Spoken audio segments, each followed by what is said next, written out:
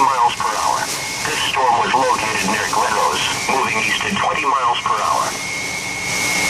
And now the short-term forecast. Numerous showers and thunderstorms will continue to affect North Texas through early evening, especially locations north of the Comanche, Hillsborough, to Athens line.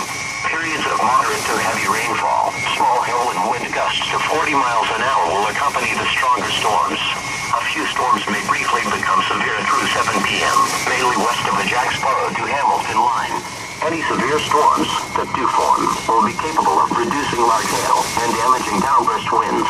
Rainfall amounts will average between 1/4 and 1/2 inch through 7 p.m. Now let's check on your local forecast for the Dallas-Fort Worth Metroplex. Severe thunderstorm watch 29 in effect until 10 p.m. this evening. Late afternoon and tonight, showers and thunderstorms. Some thunderstorms may be severe. Lows in the upper 40s. Southeast winds 5 to 10 miles an hour becoming northeast 10 to 15 miles an hour after midnight. Chance of rain near 100%. Sunday, mostly cloudy.